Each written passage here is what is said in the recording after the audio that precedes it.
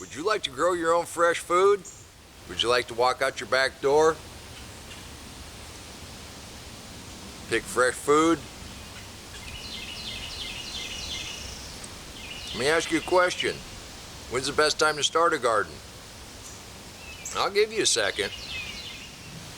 That would be right now, and it's much easier than you think. I'll show you how. You can grow without weeds. You can grow without a whole lot of work.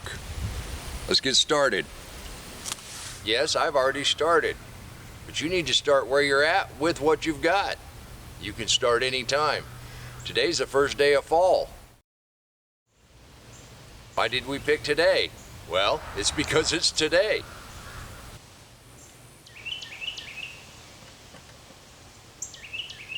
Over here, we pre-planned this. We're going to set up a cold frame.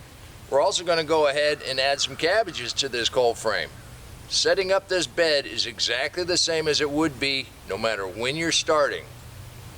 The principles are exactly the same. This garden did not start off like this. This is what I did to start that off. First off, you don't have to get extravagant. Almost anything can start a garden, but there's a few things we want to look at before we get going. The easiest way I know to start a garden is just to start laying down mulch. If you have leaves, if you can get a wood chip drop. I ran into some arborists trimming trees for the power company. Good mixture of hardwoods, leaves. They cut all this when it was green. Now we're using it as mulch. There's also hay and cow manure. If you've got neighbors feeding hay to their cows, that might be a really good source. But then again, it might just destroy all your efforts. As I discovered deep mulch gardening, I discovered Ruth Stout, which was all about hay. And I really like using hay in the mulch. But the thing about hay, right now in 2024, lots of fields are being sprayed with this persistent herbicide. It goes through the animal into their manure. It makes what used to be one of the best mulches pretty dangerous for your garden. So unless you know the source of your hay, be very, very careful. You would hate to lose all your work just because you got some free hay. You just come in and you dump your mulch on the ground. You can use cardboard underneath if you'd like. You don't have to. It breaks down very fast. There's some benefits to that. If you don't have cardboard, just pile your mulch up. And what do you use for mulch? Wood chips, hay, grass, leaves, whatever organics you can get your hands on. And what we did here is we just brought it in by the wheelbarrow full and just piled it up. You want it at least 4 inches thick. Thicker is better. A lot thicker to start is even better. And it'll break down much faster than you have any idea. What we just looked at was starting from scratch. Principles are going to be the same, like I said. You don't plant into the mulch. You plant into the soil. So you have to move your mulch out of the way. Just remove that mulch, get down to bare soil. And once you're down to bare soil, you've got a couple different options. You can plant by seed, which we did over there. You just sprinkle a little seed on top, pat it in, water it in, you're good to go. And it really is just that easy. For your brassicas to have enough time to really get going, we started these inside when it was really, really hot. But now it's time to bring them out into the garden. And when you're going to transplant, you just dig down into that soil just deep enough to accommodate the root ball. Space them out a little bit. One of the tricks I like to use is pre-digging the holes. Makes planting a lot faster. You can also kind of space it out and make sure you have enough room for what you want to plant. Knowing I got 6 cabbages, I've got 6 holes, and it's really just this easy.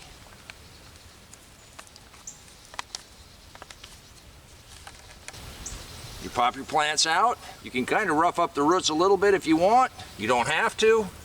Set that in there. You don't want to backfill too deep on your cabbages. And you just backfill, snug that in.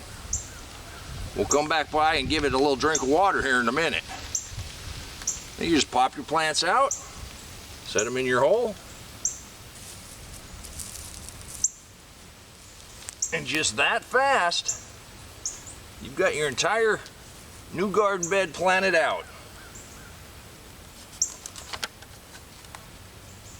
Now if you're unsure and you don't want to go ahead and start planting on the first day of fall, that's fine. Now's a great time to go ahead and start laying that mulch in. Lay it in heavy, cover your entire area. It really is almost to my knee as far as how deep this is. But the secret is the life in the soil takes care of everything. You want to feed that life in the soil, they'll take care of your plants. To do that, you put mulch down. It really is just this simple. You know, I got tired of weeding. We came across this deep mulch method, and I started just mixing what I could get my hands on, putting it down thick, and it's done wonders for my garden. What's going on is that life under the soil takes care of your plants. So what we're trying to do is take care of that life under the soil. And since we just got out of summer and we're moving into fall, we're going to think about the cold weather crops. I am going to use cold frames, and I hope you join me for that.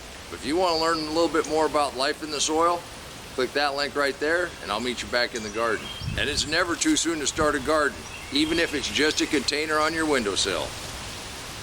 Till next time, remember, take care of yourself, take care of your family, and God bless you. Come on, let's plant.